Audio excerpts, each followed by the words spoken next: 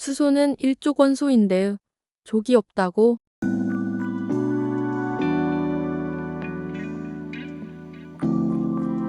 화학을 공부하는 사람들은 대부분 수소는 모든 원소들의 시작이며 따라서 일족 원소라고 많이 알고 있습니다. 물론 화학 교과서에서도 수소는 일족 원소라고 규정하고 있습니다.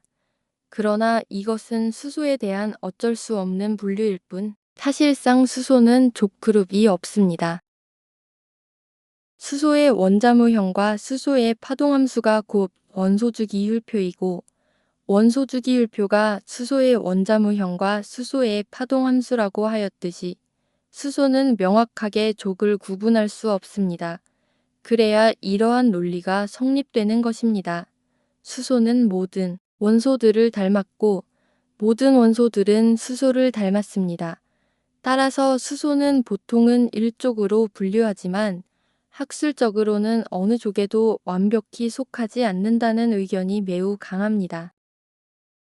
일주기 원소인 수소와 헬륨 자체가 다른 2주기 이상의 원소들과는 다른 전자수 그리고 전자 배치의 특성을 가지고 있습니다. 2주기 이상의 원소들이 8개의 전자를 채우려 노력할 때 이들은 단 2개만으로 만족하기 때문입니다. 게다가 헬륨은 최외곽 전자를 다 채운 안정한 비활성 기체이기 때문에 아무 일도 하지 않고 혼자만 놀려고 합니다. 사실 헬륨은 게으른 것이 아니라 아무것도 할 수 없는 처지에 놓인 것이기도 합니다.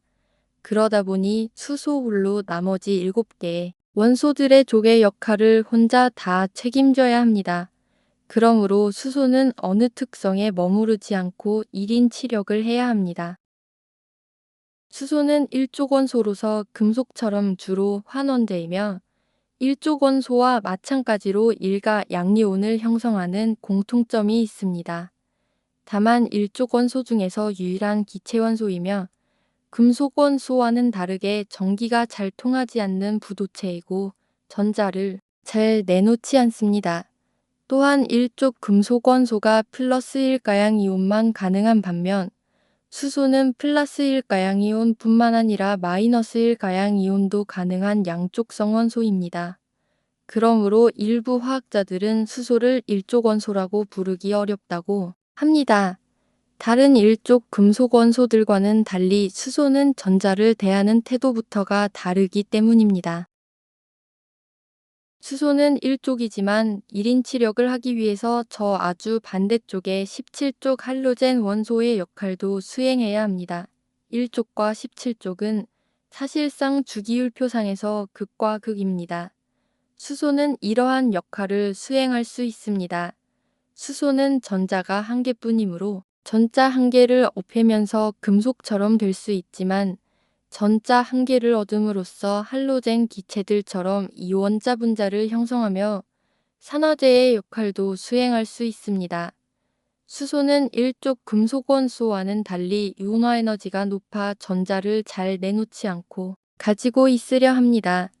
이처럼 수소는 1쪽에 전자를 주는 성질과 17쪽에 전자를 받는 성질을 모두 가졌기 때문에 세상의 거의 모든 원소와 결합할 수 있는 엄청난 친화력을 발휘합니다. 수소는 1쪽과 17쪽의 역할을 수행할 수 있지만 14족 원소인 탄소와 같은 반도체 원소의 특성도 가지고 있습니다. 1쪽과 17쪽은 양끝의 극단인데 반해 이번에는 정중앙입니다. 14족 원소인 탄소나 규소는 최외곽 전자가 4개로 8개를 채우기 위해서는 각 절반을 가지고 있습니다. 수소도 마찬가지로 최외곽 전자의 절반을 채우고 있습니다. 수소와 탄소는 서로 정기음 성도도 비슷합니다. 이러한 점은 탄소가 금속과 비금속의 경계선에 있는 성질을 수소도 그대로 가지고 있다는 의미가 됩니다. 즉, 탄소는 반도체 원소로서 금속과 비금속을 모두 구현할 수 있습니다. 수소도 연료전지와 같은 특정 환경에서는 반도체 원소처럼 이러한 환경을 넘나들 수 있습니다. 이처럼 수소와 탄소는 절반의 원자가 전자로 인해서 공유결합이 핵심 원소들이 됩니다. 수소의 산화수는 음과 양이 가능하므로 이것은 반도체 원소인 탄소의 음과 양의 산화수와 유사합니다. 수소와 탄소는 금속도 비금속도 아닌 동시성을 가지는 양쪽성 원소입니다. 금속의 이온화 경향에서 수소는 금속의 중앙을 차지하고 있습니다. 이온화 경향 순서에서 수소가 중간에 위치하는 것은 단순한 우연이 아니라 수소의 중앙성과 양면성 때문입니다. 수소는 금속들이 산에 녹을 수 있는가를 판가름하는 기준이 됩니다. 이것은 수소와 금속 간의 전자 뺏기 대결입니다. 전자를 뺏긴 쪽은 장렬히 산화됩니다. 표준환 원전 위에서 수소가 전자를 얻거나 잃는 반응을 기준으로 삼고 그 에너지를 0볼트로 정의했습니다.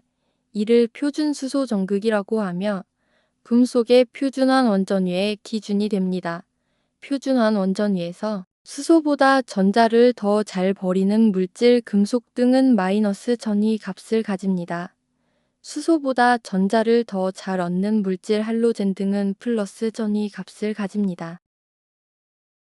결국 수소는 주기율표의 왼쪽 끝, 오른쪽 끝, 그리고 정중앙을 모두 차지할 수 있는 원소입니다. 이 때문에 일부 화학자들은 수소를 특정 족에 배치하지 않고 원소 주기율표에서 따로 떼내어 꼭대기에 크게 독립적으로 배치하기도 합니다.